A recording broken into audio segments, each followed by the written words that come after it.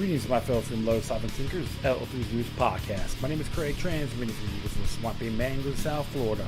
And today's date, Tuesday, September 18th, 2018. So let us begin.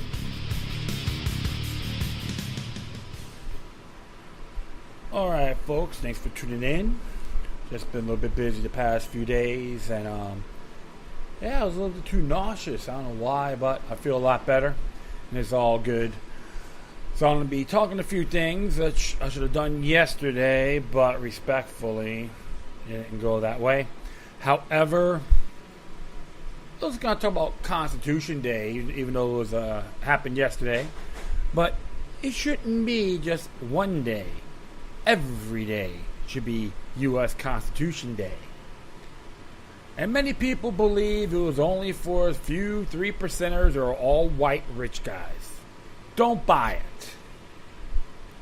All they're doing is making sure you're dumb and ignorant, which Karl Marx would manifest over.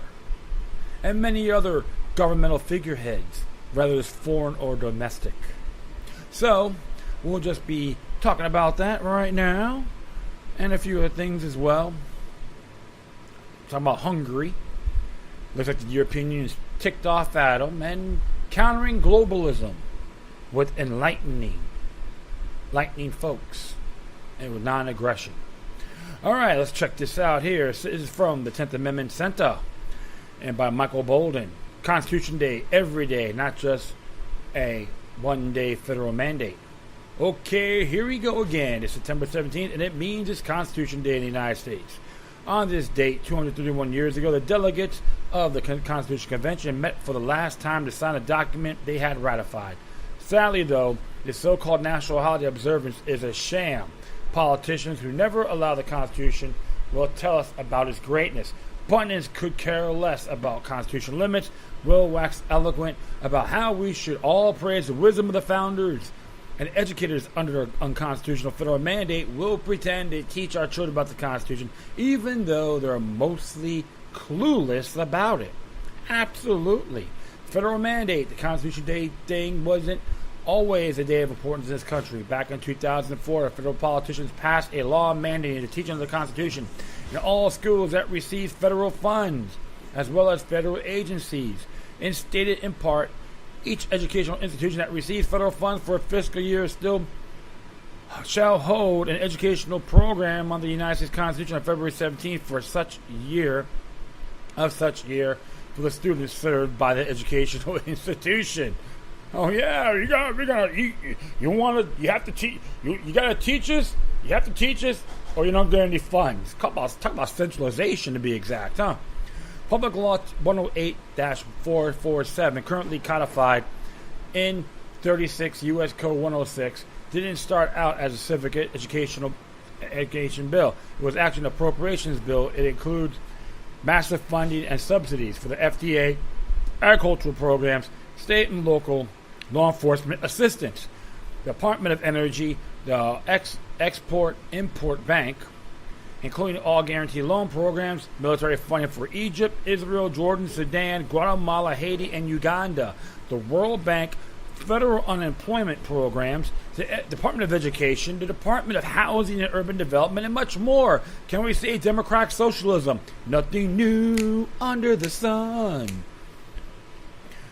Think about that for just a moment. Federal politicians who are taking billions upon billions of dollars from people to carry out programs not authorized by the Constitution are unconstitutionally mandating that schools unconstitutionally funded by the unconstitutional Federal Department of Education must teach your kids about constitutional limits on federal power. If that's not some kind of joke, I don't know what is. It's not more than a propaganda matrix, I would say, right? James, don't get me wrong. It happened to like the idea of a Constitution Day. It's just absurd to think that a federal mandate from an out-of-control federal government that's more than $21 trillion in debt ever going to teach anyone about the limits of the Constitution. Making things worse, most of these programs don't even teach any essentials about the Constitution. Instead, they primarily focus on Constitution trivia. School, teach your kids about how many years as a senator serves or how Supreme Court justices are appointed. The The official Constitution quiz from George Washington's Mount Vernon estate asked basics like who is thought of as the father of the Constitution and how many men signed the Constitution. At best, people learn grade school level answers to internet trivia games. At worst, they're being taught that federal power has almost no limits, and we should be happy whenever any remaining limits are removed by the courts. Anything unconstitutional. Even more than reducing the Constitution to a trivia game, the official interactive Constitution from the Constitution Center publishes articles that say things like this. Gun control is as much part of the Second Amendment as the right to keep and bear arms. Can you hear what I'm saying? Can we say Twilight Zone? I sell my soul to Bizarro. Doing things backwards is legit. Hearsay is fact. This, of course, follows in the same face of statements from just about every founder, including Theophilus Parsons, who said no power was given to Congress to infringe on any one of the natural rights of the people. And this, the New Deal and Great Society and marks they place on the shape of American government would not have been possible without the spending clause. James Madison certainly disagreed when he wrote, charity is no part of the legislative duty of the government. And this one, good reasons existed for the disappearance of the 10th Amendment. Huh? At least they're honest about wanting to get rid of the 10th Amendment, even though Thomas Jefferson considered it the foundation of the Constitution. Lacking any discussion of the actual purpose of the Constitution and its underlying principles is seriously lacking in Constitution Day public discourse. The founding generation spent their lives toiling under tyranny, a government virtually without limits, but when the Constitution was written, it was done to codify in law that the new government would be limited to those powers which had been delegated to it, and nothing more. As put it in Federalist Papers 45, the powers delegated by the proposed Constitution to the federal government are few and defined. Those which remain in the state governments are numerous and indefinite. The entire system was created under the principles of popular sovereignty. We, the people of the several states, create the government and not the other way around. Thomas Paine put it this way: a constitution is not the act of government, but of a people constituting a government. So all you sweet pie purebred folks out there go, government, I can't wipe my butt, make a law. Government, I'm getting, the Second Amendment is responsible for a lot of crimes. Government, that person offends me, how dare you have them to defend their free speech? That's what they're saying. So the nannyism is a sham. When Jefferson referred to the 10th as the foundation, it was because he saw its text delegating and reserving powers as the underlying principle of the entire document. That is, all powers not delegated to the federal government are retained by the people of the states. This position was repeated so often by people in the founding generation it was pretty much a mantra. Here are just a few of the many statements backing Jefferson up. George Nicholas, all powers not given are retained. James Iredell, any law not warranted by the Constitution is a barefaced usurpation. Samuel Adams, the states retain the rights of sovereignty which has not expressly parted with to the Congress of the United States. St. George Tucker, every extension of the administrative authority beyond its just constitutional limits is absolutely an act of usurpation. Among Randolph, in the general Constitution, its powers are enumerated. And those delegated or enumerated powers, there aren't that many, depending upon how you count them. There are approximately 30. You can read them all at this link. But this isn't something you're likely to hear from politicians of Washington, D.C., political pundits, public school educators, or just anybody about anywhere else. It is generally not in their interest either. If politicians and their backers were prompting such crazy ideas, they'd never be able to convince you that they have the power to run up more than $21 trillion in debt, spy on just about everyone and everything, restrict your rights to defend yourself and your property, tell you what kind of health care plan you have to get, how big your toilet can be, what kind of plants you're allowed to grow in your backyard, where you're allowed to exercise your right to free speech, whom you can buy and sell from, even when you buy and fight and die for them. Can you see what we're saying? They think they can do whatever they want. And they have this mentality that we're attorneys, we're smarter than you. We went to law school for this. This is how these parasites in these institutions really think. And I'm being honest. Not all, but a great amount. I'll be very fair. The tools you need. This is why we believe it's so important for people to get as much education as possible about the Constitution all year long. We work hard to provide you the tools you need. We publish a number of feature articles throughout the week and multiple blog posts most weekdays. We made a number of books available online because we want to educate as many people as possible. Learn about James Madison's views on the Constitution Report of the 1800s. Get some insight on ratifying a convention and the birth of the 10th Amendment.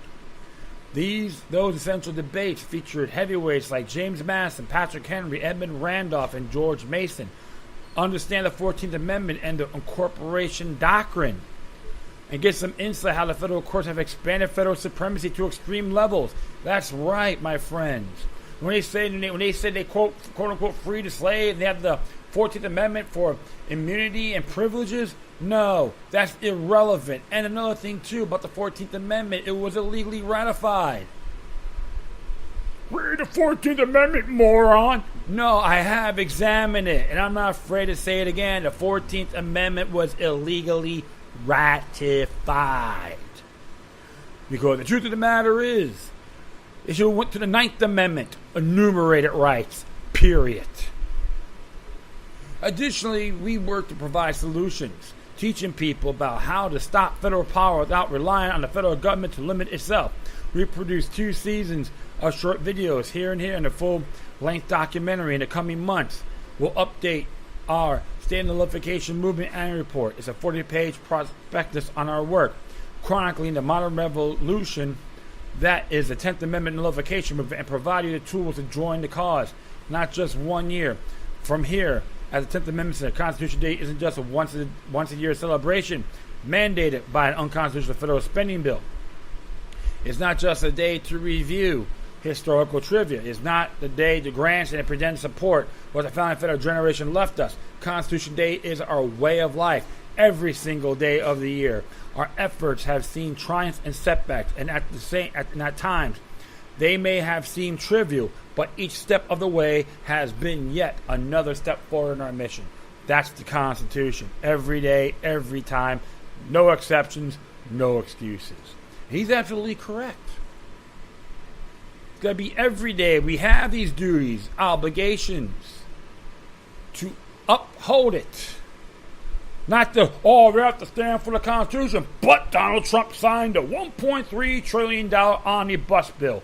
That's exceptional. No, null and void. Doesn't matter who's in there. Democrat, Republicans. To all you political snowflakes, right from the left and right, jump on board, educate yourselves, learn these things, share to everyone else you know. If they jump in, great. If not, don't worry. Don't beat your head to the wall. You pass it on to others. That's our obligations. Putting the federal government, keeping them on their toes. And of course, the Bill of Rights means government keep out, not compromise, not belly up, not this day and age garbage. Yeah, I call it garbage. I'd rather take a dump and find that I give more homage to my leftover from the toilet than this pretentious rhetoric I hear. And I got to let you know one thing too, this con thing, or the Constitutional Convention people want to support. Don't buy it. It's a sham, deception. We don't need to change the U.S. Constitution. We need to keep it how it is, especially with the basics of it and the first 10 amendments, the Bill of Rights. Why change it? You don't look at bogus lobbyists, multi-million-dollar lobbyists. Got some like people like Sheldon Adelson or the Open Source Foundation to get involved in this. You'd be surprised what they'll do. Don't tell me truth, justice, the American way don't work for you. It's like saying, please feel sorry for me. I have a schlup rock syndrome. Pat me in the head like a good little peasant. Denounce the United States of America as a federal corporation. Yes, you can do that too. I condemn it. I'm a U.S. citizen of a republic, not an empire. I'm a natural born person. And I say it to everybody, natural born. Whether you're born here or you're naturalized here. Even if you're legal, illegal, which might be a different scenario, but the truth of the matter is, we have these rights. Time to exercise them. This is why I tell folks, you gotta look at the bigger picture.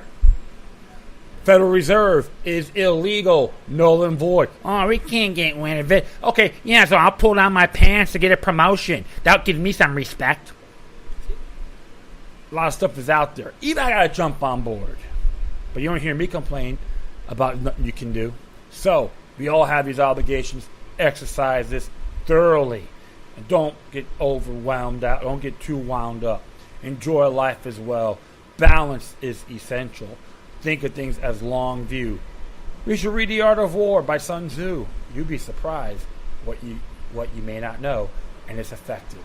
Keep on learning, teach, be the rabbi. It means teacher in Hebrew. All right, this one here came from John Whitehead. This thing came out yesterday as well. Suspending the Constitution. In America today, the government does whatever it wants because they think they're special. We should kiss the floor they walk on and hold hands and sing Kumbaya, right? This is what he has to say here. It's an interesting little quote here. That was when they suspended the Constitution. They said it would be temporary. There wasn't even rioting in the streets. People stayed at home at night, watching television, looking for some direction. That there wasn't even an enemy you could point your finger on. Margaret Atwood from The Handmaid's Tale. We can pretend the Constitution was written to hold government accountable is still our governing document. The reality we must come to terms with, however, is that the America we live in today, the government does whatever it wants, freedom be damned. They need to protect us, please. They attacked us on 9/11 because of our freedoms, because they say so. We the people have been terrorized, traumatized, and tricked into a self-permanent state of compliance by a government that cares nothing for our lives or our liberties. The boogeyman's name and faces may change over time, terrorism, war on drugs, illegal immigration, etc. But the end result remains the same. Our unquestioning acquiescence to anything the government wants to do in exchange for the phantom promise of safety and security. I support one-dimensional. Police state's okay as long as I got my football. And I feel very patriotic. This so-called name of national security, the Constitution, has been steadily chipped away at, undermined, eroded, whittled down, and generally discarded to such an extent that what we are left today is but a shadow of the robust document adopted more than 2 centuries ago. Most of the damage, however, has been inflicted upon the Bill of Rights, the first 10 amendments to the Constitution, which historically serves as a bulwark from government abuse. A recitation of the Bill of Rights set against backdrops of government surveillance, militarized police, SWAT team raids, asset forfeiture, eminent domain, overcriminalization, armed surveillance drones, whole body scanners, stop and frisk searches, all sanctioned by Congress, the White House, the courts, and the like, would understandably sound more like a eulogy to freedoms lost than the affirmations of rights we truly possess. So we can all do the Caesar salute and sing, God bless the police state. But Mussolini would be proud. Absolutely, right? Something to think about. It's fun about Rudy Giuliani. Call him Mini B. He was never America's mayor. Mini B. As Benito for B. B for Benito Mussolini.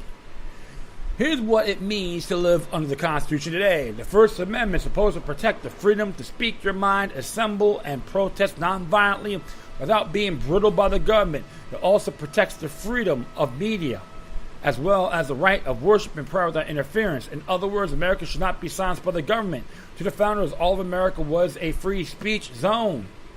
Despite the clear protections found in the First Amendment, the freedoms described therein are under constant assault. Increasingly, Americans are being arrested and charged with bogus contempt of cop charges, such as disrupting the peace or resisting the arrest, for daring to film police officers engage in harassment or abusive practices. Oh my God, how dare you videotape me? I'm a police officer. I can do whatever I want. Those are the glam point ones, to be exact. Journalists are being prosecuted for reporting on whistleblowers. States are passing legislation to muzzle reporting on cruel and abusive corporate practices. Religious ministries are being fined for attempting to feed and house the homeless. How dare you do that? Protesters are being tear gassed, beaten, arrested, and forced into free speech zones. Under the guise of government speech, the courts have reasoned that the government can discriminate freely against any First Amendment activity that takes place within a government forum. I am a real American. I'll bend over for the establishment. See, you got to see that in the bigger picture, right? The Second Amendment was intended to guarantee the right of the people to keep and bear arms. Essentially, this amendment was intended to give citizenry the means to resist tyrannical government. Yet, while gun ownership has been recognized by the Supreme Court as an individual citizen's right, Americans remain powerless to defend themselves against SWAT team raids and government agents armed to the teeth with military weapons better suited for the battlefield. As such, this amendment has been rendered null and void. Yes, look what happened at Waco. And everyone worried about people, you want tougher gun laws, what happened to horrific events at these school shootings, which it was all firearm-free zones, and the police weren't obligated to protect people. But when it comes to the ATF, that's exceptional. Put your hand, your heart goes, I will bend over and get treaded on by the state. It still makes me a proud patriot. So something to say that, right? Third Amendment reinforces the principle that civilian elected officials are superior to the military by prohibiting the military from entering any citizen's home without the consent of the owner. With the police increasingly trained like the military, acting like the military, imposing as military forces, complete with heavily armed SWAT teams, military weapons, assault vehicles, etc. It is clear we have the founders feared most a standing army on American soil. Wow, we need the army, it's very good. Yeah, we should read the Constitution and shut up. All these people, like I said, it just sometimes, my friend, when I hear these defense mechanized rhetoric, it's like, it's like I'm in, the Twilight Zone. Fourth Amendment prohibits government agents from conducting surveillance on you or touching you or invading you unless they have some evidence that you're up to something criminal. In other words, the Fourth Amendment ensures privacy and bodily integrity. Unfortunately, the Fourth Amendment has suffered the greatest damage in recent years, and all has been but eviscerated by unwarranted expansion of police powers, including strip searches and even anal and vaginal searches of citizens, surveillance, corporate and otherwise, and intrusion justifying the names of fighting terrorism, as well as outside or otherwise illegal activities to private contractors. Yes, all in the hail of the war on terror is a war with ourselves, but that's okay. I have nothing to hide. The Fifth and Sixth Amendment work in tandem. These amendments supposedly ensure that you're innocent to proven guilty, and government authorities cannot deprive you of your life, your liberty, or your property without a right to an attorney and a fair trial before a civilian judge. However, in the new suspect society in which we live, where surveillance is the norm, these fundamental principles have been upended. Certainly, if the government can arbitrarily freeze, seize, or lay claim to your property, money, land, or possessions under government asset forfeiture schemes, you have no true rights. And this is why I have no respect for that little weasel. Hi, I'm Jeff Sessions. I'm a little hip from Alabama, and I do support silver asset forfeiture. And all these law enforcement officers around the state are bitching to me about it. You know what? You tell them to stick it up their rear end. The states are fighting it, and they don't like it. They want the federal government to tell them, you know what? Quit your job then. That's all we're saying to these cowards. The Seventh Amendment guarantees the right to a jury trial. When the populace have no idea of what the Constitution is, civics education has virtually disappeared from most school curriculum, then invariably translates into an ignorant jury incapable of distinguishing justice and the law from their own preconceived notions and fears. However, as a growing number of citizens are coming to realize the power of the jury to nullify the government's actions and thereby help balance the scale of justice is not to be underestimated. Jury notifications reminds the government that we the people retain the power to ultimately determine what laws are just. And that's true. Great example. The Bundy trials and the Mara 7 case that happened in, I think, Idaho. Yeah, happened in Idaho. Jury nullification works, my friends. If you're a juror in these particular cases, if you see something bogus, unconstitutional, no victim, no crime, it's okay to say not guilty. Don't be afraid of what the judge and prosecutors, or I call them prostitutors, have to say. You are more powerful than them. The Eighth Amendment is similar to the Sixth, that is supposed to protect the rights of the accused and forbid to use a cruel and unusual punishment. However, the Supreme Court's determination about what constitutes cruel and unusual should depend on the evolving standards of decency that marks the progress of maturing society. Leave us with little protection in the face of the society lacking in morals altogether. The Ninth Amendment provides that other rights are not enumerated in the Constitution are nonetheless retained by the people. Popular sovereignty, that the belief that the power to govern flows upward from the people rather than downward from the rulers, is clearly evident in this amendment. However, it has turned on its head by a centralized federal government to see itself as supreme, and which continues to pass more and more laws that restrict our freedoms under pretext that has an important government interest in doing so. That means anything that's unconstitutional, even in the Ninth Amendment, is null and void. Jury nullification once again, my friends. As for the 10th Amendment, reminder that the people and the states retain every authority that is not otherwise mentioned in the Constitution. That assurance of a system of government in which the power is divided among local, state, and national entities has long since been rendered moot by the centralized D.C., power elite, the president, Congress, and the courts. Indeed, the federal government bureaucracy has grown so large that it has made local and state legislators relatively irrelevant. Through its many agencies and regulations, the federal government has stripped states of the right to regulate countless issues that were originally governed at the local level. If there is any sense to be made from this recitation of freedoms lost, that is simply our individual freedoms has been eviscerated so that the government's powers could be expanded. Yet, those who gave us the Constitution and Bill of Rights believe that the government exists at the behest of its citizens. It is there to protect, defend, and even enhance our freedoms, not violate them. It was no idle happenstance that the Constitution opens with these three powerful words, "We the people," as the preamble proclaims. We the people, in order to form a more perfect union, establish justice, ensure domestic tranquility, provide for the common defense, promote the general welfare, and secure the blessings of liberty to ourselves and to our posterity. Do ordain and establish this Constitution for the United States of America. In other words, we have the power to make and break the government. We are the masters and they are the servants. We the people, the citizenry, are the arbiters and ultimate guardians of America's welfare, defense, liberty, laws, and prosperity.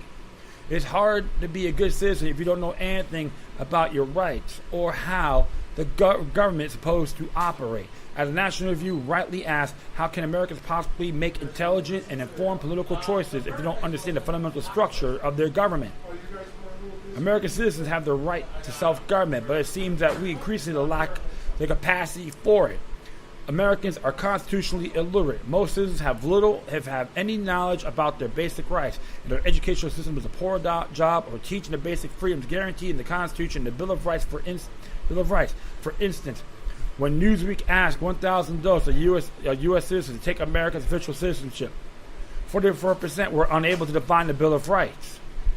By a survey by the Annenberg Public Policy Center found that a little more than one-third of respondents, 36%, could name all three branches of the federal government, while another one-third, 35%, could not name a single one. Only a quarter of Americans, 27%, know it takes two-thirds vote of the House and Senate to override a president's veto. 1 in 5 Americans, 21%, incorrectly thinks that the 5-4 Supreme Court decision is sent back to Congress for reconsideration. And more than half of Americans do not know which party controls the House and Senate. A 2006 survey by the McCormick Tribune Freedom Museum found that only 1 out of 1,000 adults could identify the 5 rights protected by the First Amendment. On the other hand, more than 52% of the respondents could name at least 2 of the characters in the animated Simpsons television family, and 20% could name all 5.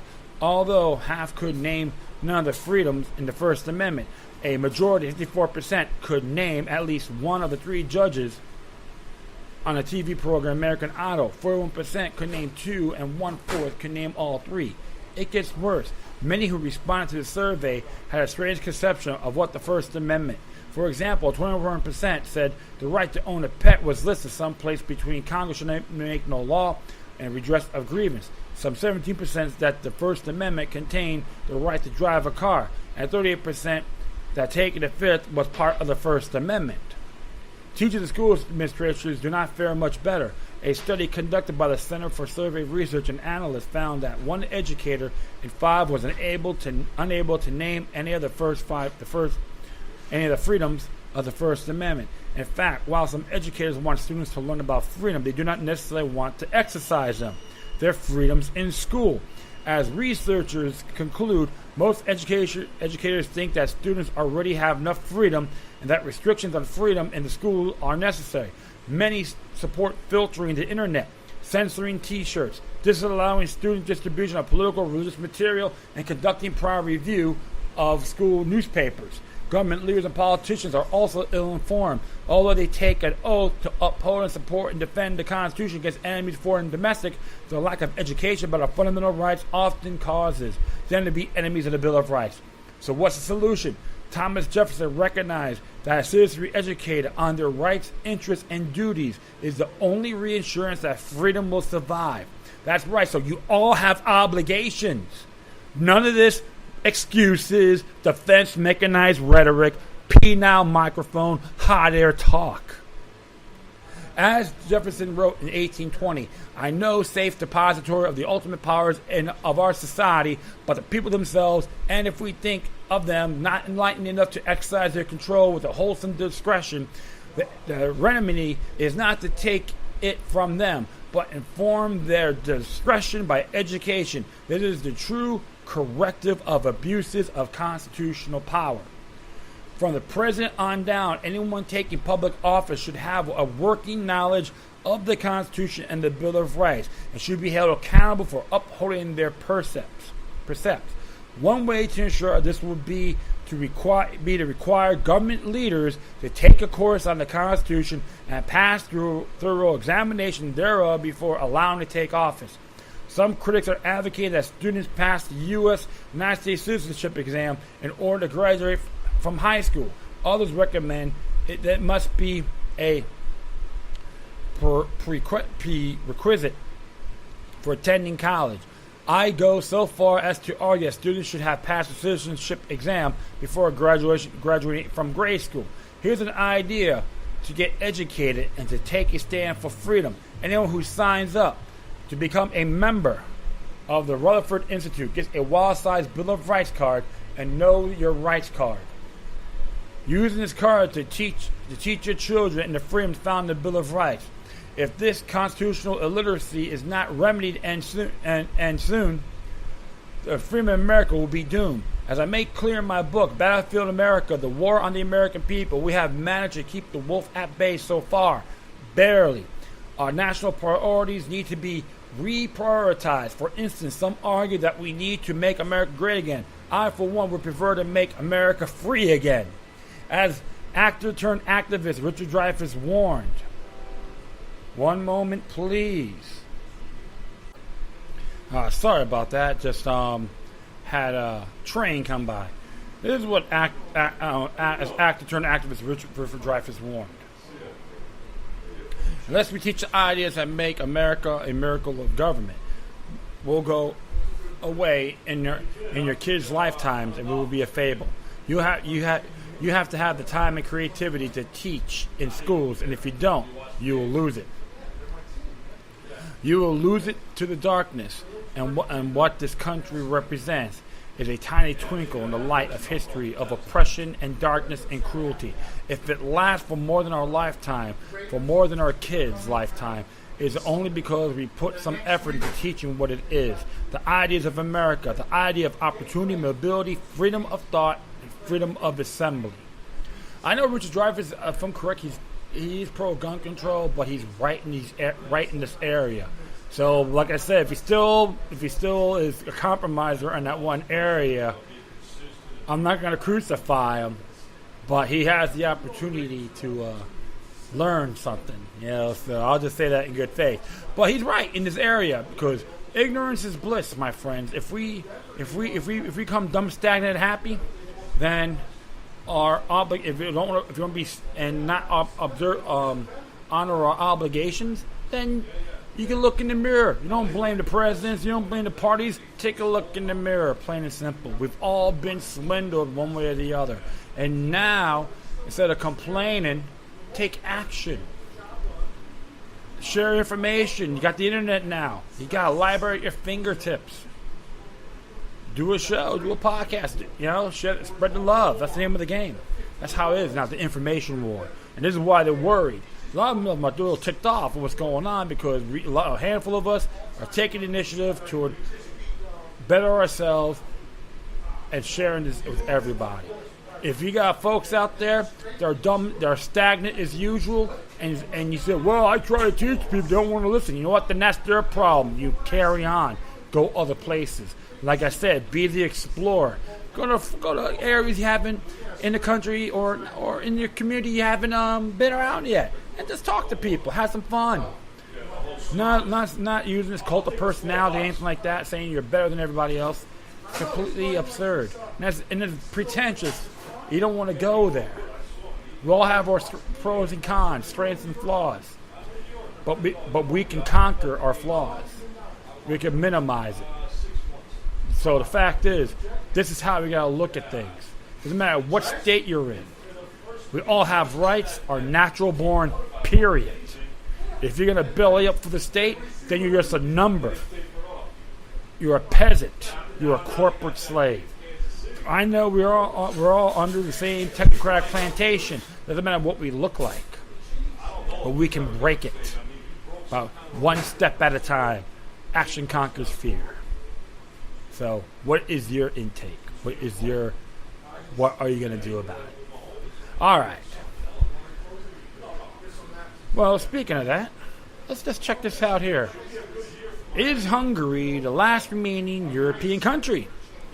It's by it's on Paul Craig Roberts' website, and it's by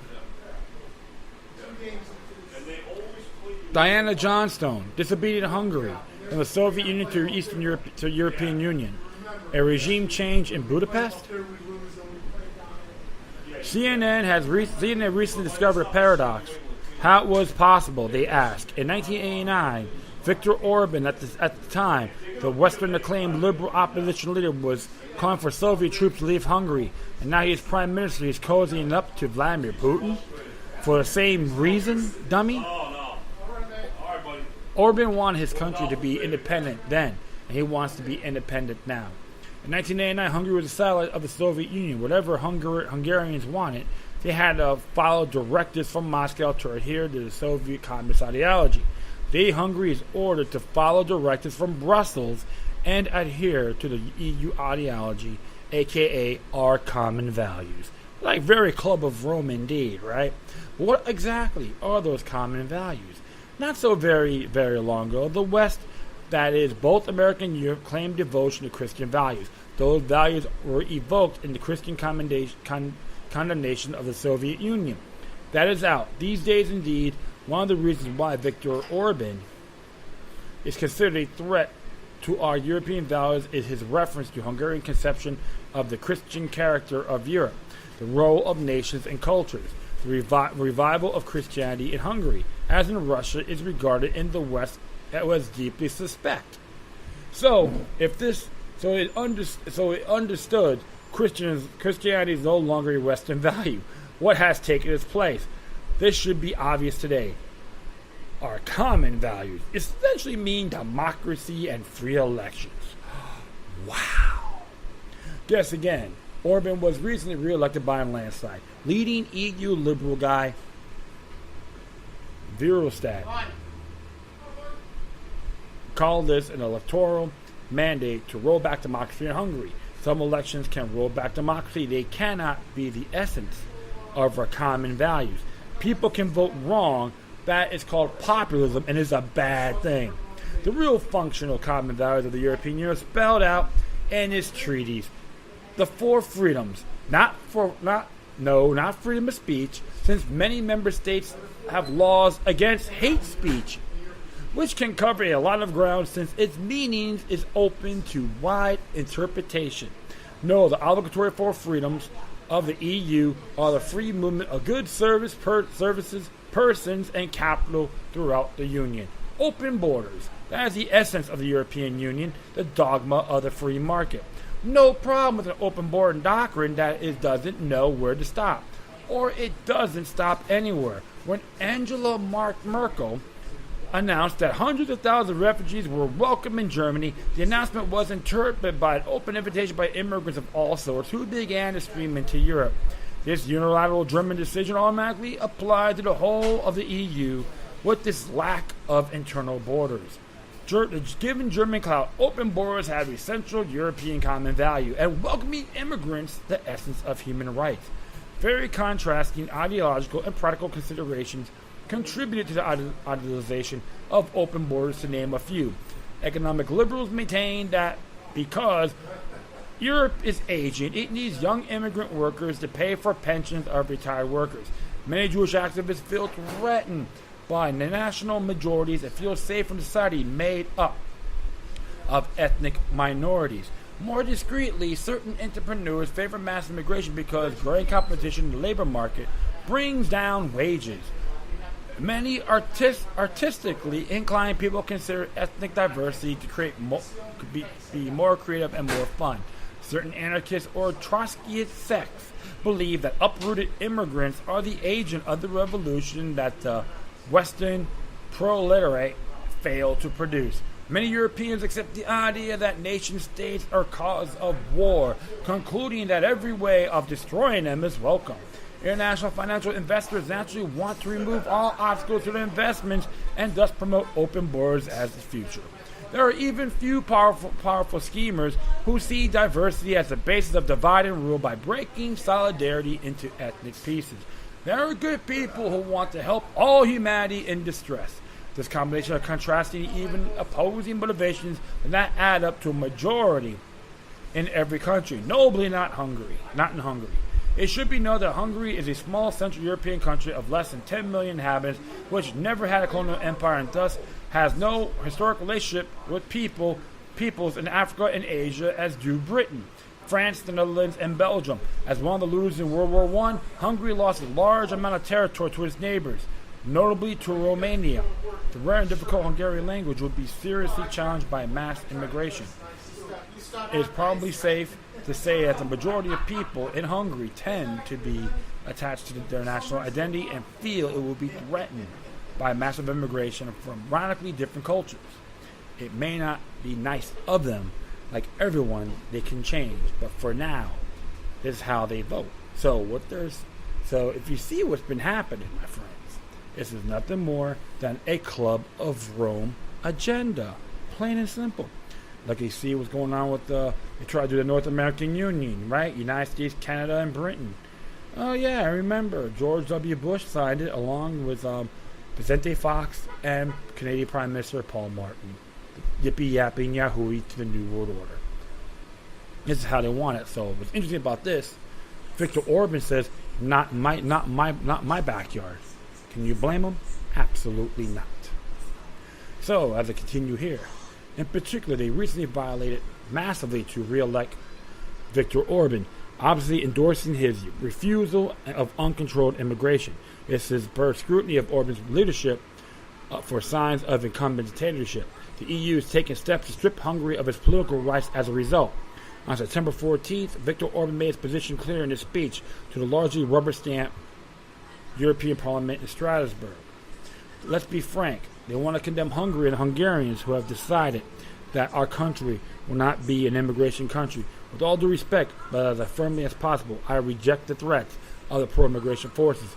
Their blackmail of Hungary and Hungarians, all based on lies. I will inform you respectfully that however you decide, Hungary will stop illegal immigration and defend its borders against you if necessary. This was greeted with outrage. Former Belgian Prime Minister Guy Verhofstadt, currently president of the Alliance of Liberals and Democrats, the European group in Eastern European Parliament, and the inherent European Federalists, responded furiously that we cannot let far-right populist government drag democratic European states into the orbit of Vladimir Putin. So he's very sensitive. In the tweets, his EP colleague Verhofstadt warned, "We are in an existential battle for the survival of the European project. For Europe's sake, we need to stop them." See what's going on? It's a form of nannyism, having foreign nations tell someone how to do their job. Very familiar, right? He probably read. I wouldn't be surprised if Viktor Orban read Federalist Papers 2-5, written by John Jay. CNN improvingly ran an opinion piece from Verhofstadt described Hungary as a threat to international order. Oh my goodness, they are anti-New World Order. We gotta condemn it. In the coming weeks and months, in the international community and the United States in particular must heed our warning and act. Hungary's government is a threat to the rules based on international order, he wrote. European governments and the U.S. have a moral obligation to intervene. No, they don't. First, that continued. We cannot stand aside and let the populist far-right governments and drag democratic European states into Vladimir Putin's orbit and undermine the post-war international norms.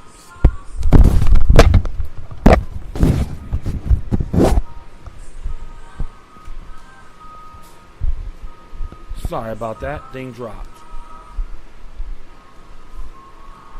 Yeah, so, see what they have to say here. One moment here. I'm going to check something out.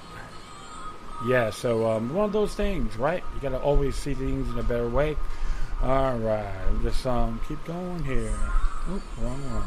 Yeah, okay, so, as it seems here, next calm sanctions, political and financial costs must be attached to government pursuing an authoritarian path and support.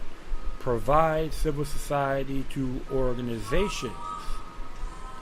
Absolutely, right? That's what they want. Verhofstadt concluded that this is not the interest of the people of America or Europe. We need to stop him now. Verhofstadt appealed to America to stop the Hungarian Prime Minister. Sounds like nothing so much appeals to Brezhnev by hardline communists to send tanks into reformist Czechoslovakia in 1968. However, this repeal for intervention was not addressed to President Trump, who is in the same doghouse as Orban among the Alliancists, but rather to the deep state forces which the Belgian fanatic assumes are still in power in Washington. At the start of the CNN article, Verhofstadt paid tribute to the late great John McCain, once described Orban as a fascist in bed with Putin. I'm sorry. This is a McCain who went around the world as the head of the Republican branch of the National Endowment for Democracy, encouraging and financing dissident groups to rebel against their respective governments in preparation for U.S. intervention. Oh, Senator McCain, where are you now when we need you for the little regime change in Budapest? Oh my goodness. Yeah, bending over for the New World Order has its benefits.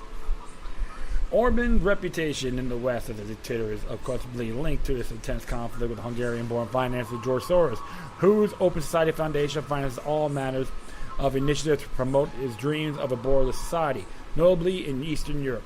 Soros' operations could be considered privatized U.S. foreign policy along the same lines as McCain and innocently non-governmental. One Soros initiative is a private Budapest Central European University whose rector is Open Society advocate Michael Angertev. Hungary recently imposed a 25% tax on money spent by non-governmental organizations on programs that directly or indirectly aim to promote immigration. which affects the CEU. It is a part of the recently adopted package of anti-immigration measures known as Stop Soros Bill. Hungarian measures against Soros interference are, of course, denounced in the West as a grave violation of human rights, while in the United States, prosecutors search fanatically for the slightest indication for Russian interference or Russian agents. Another blow against the international rules-based order.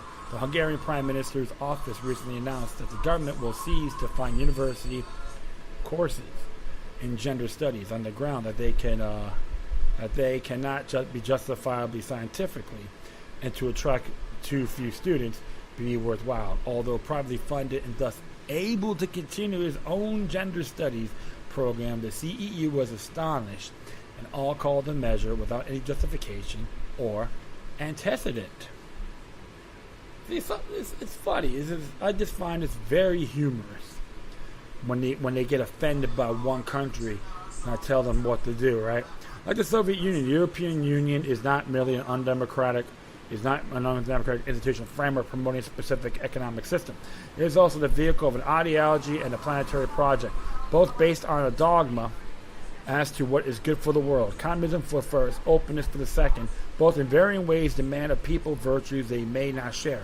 A forced equality, forced generosity, all that sound good, but such ideas become methods of manipulation, forcing ideas on people eventually runs up against stubborn resistance. There are differing reasons to be against immigration just as to be for it. The idea of democracy was to sort out and choose between the ideas and practical interest by free discussion, and by the end of the show of hands and informed vote, the liberal authoritarian center represented by Verhofstadt seeks to impose its values, aspirations, even its versions of the facts on the citizens who are denounced as populists, as if they disagree. Under communism, dissent were called enemies of the people. For the liberal globalists, they are populists, that is, the people. If the people are told constantly that the choice is between a left that advocates mass immigration and a right that rejects it, the swing to the right is impossible. Well, see how it goes.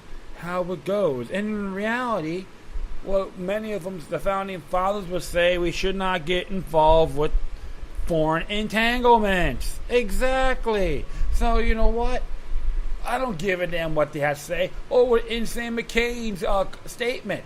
Give me a break. Look, I never liked John McCain when he was in Congress.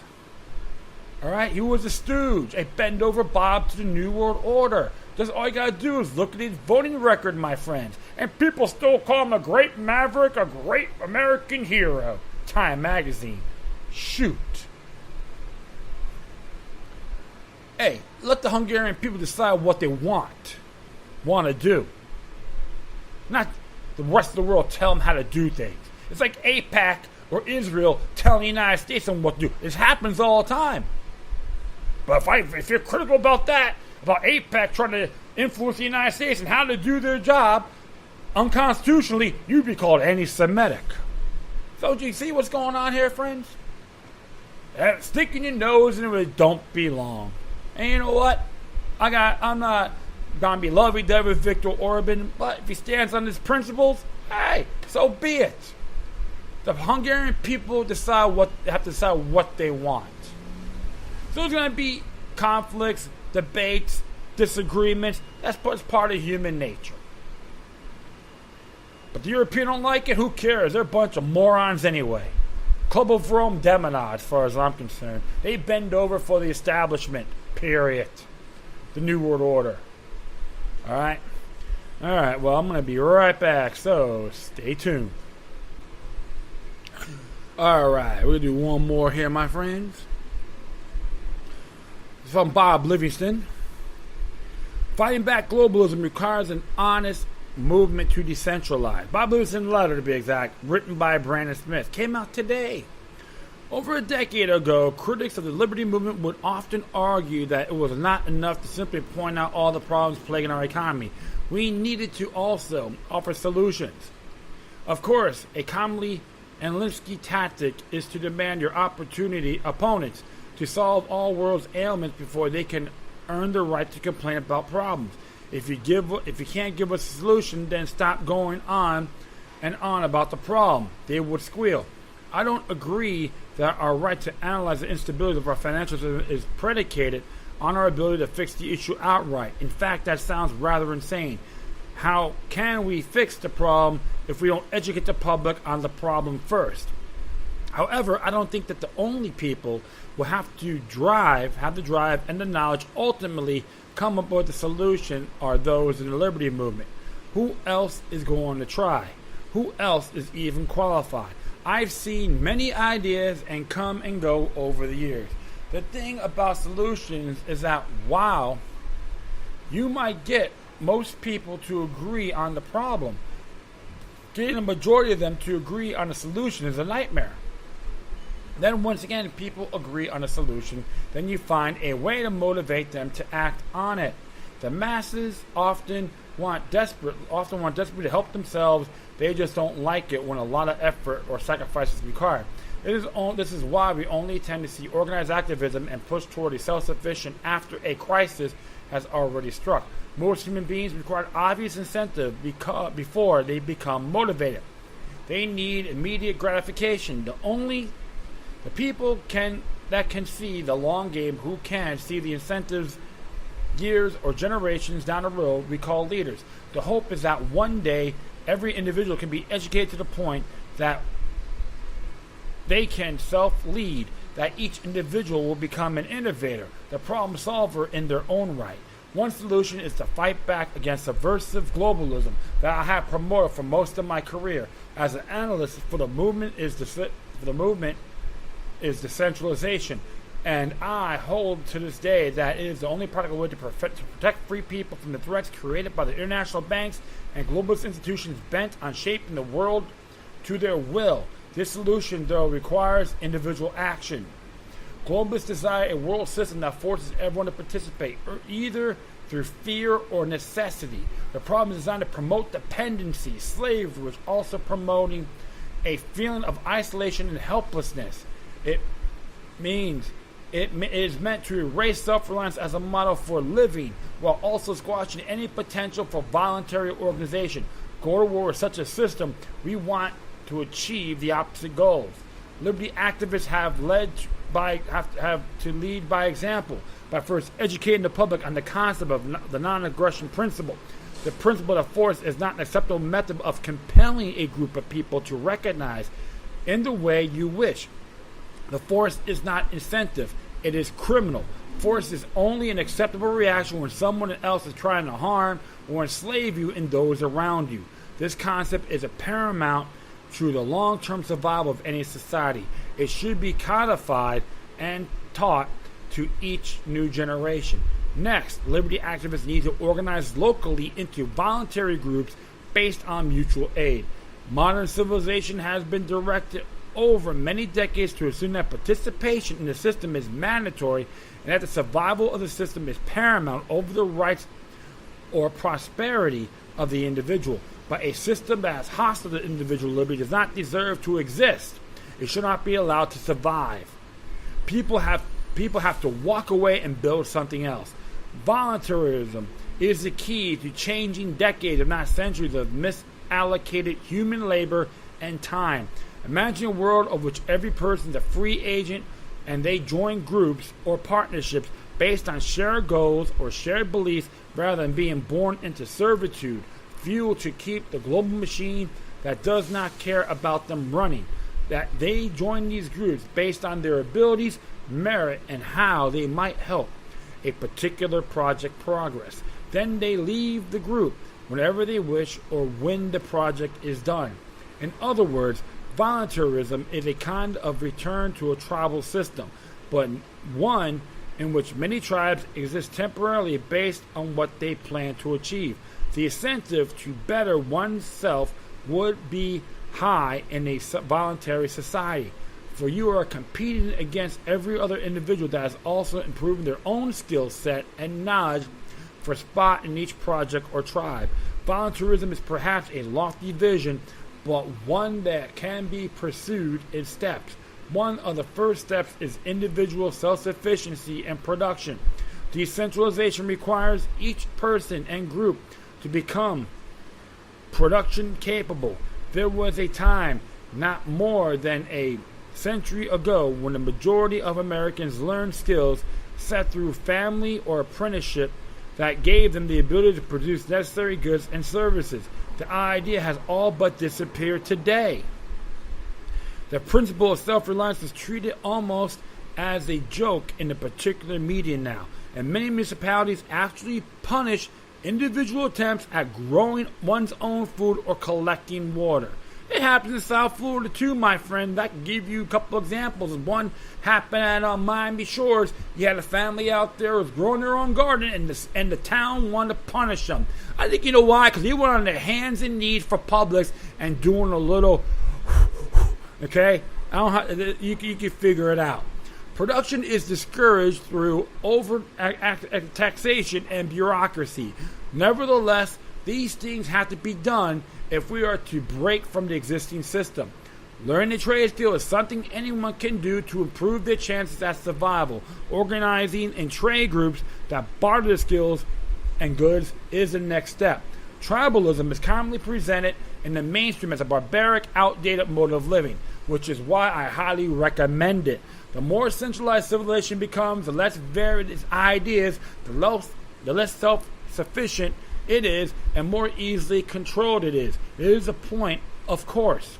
Globalists use any means at their disposal to enforce centralization, not because they think it will serve the better mankind, but because it gives them more dominance over mankind.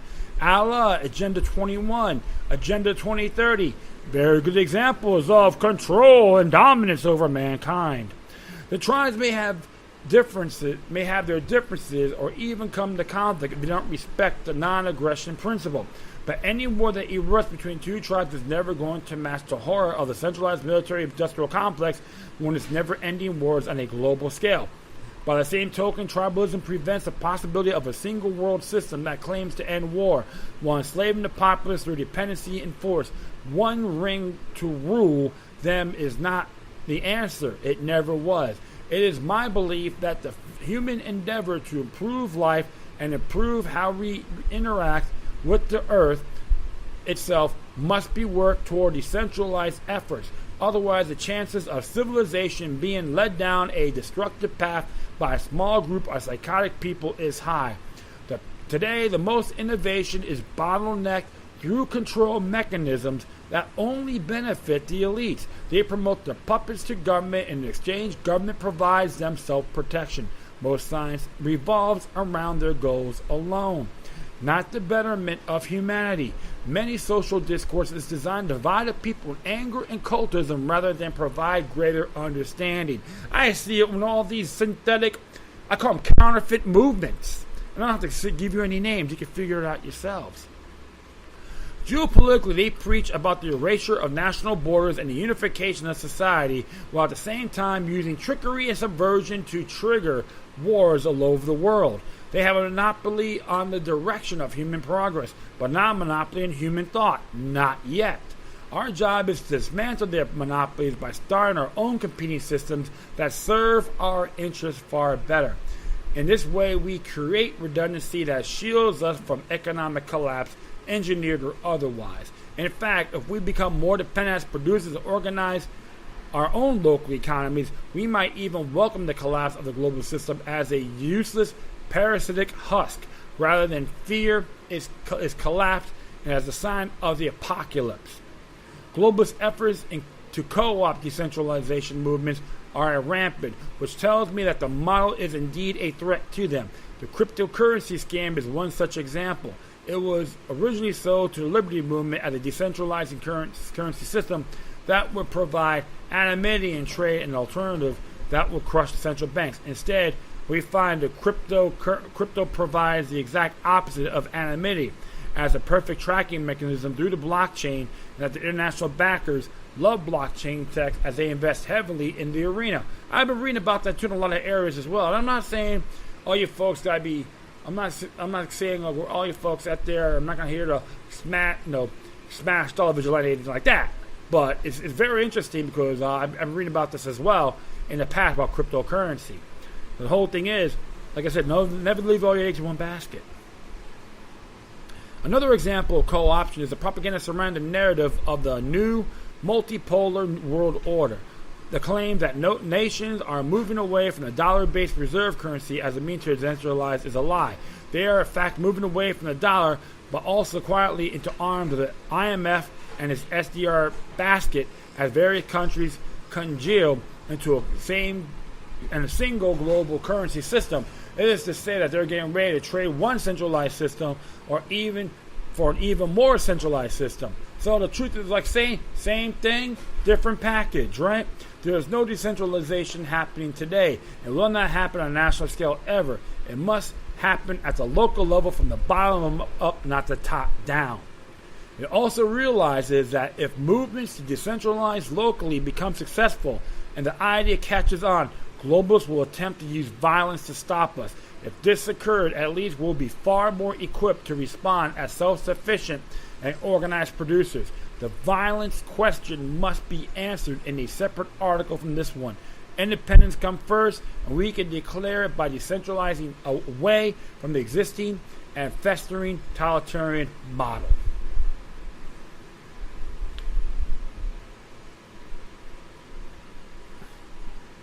Always enjoy their work. You should subscribe to Bob Livingston's letter. And it's very good. I've always been impressed with these guys. They know what they're talking about. They're not even using partisan politics. It's giving you the truth. The order wants to get rid of individualism, culture, and heritage.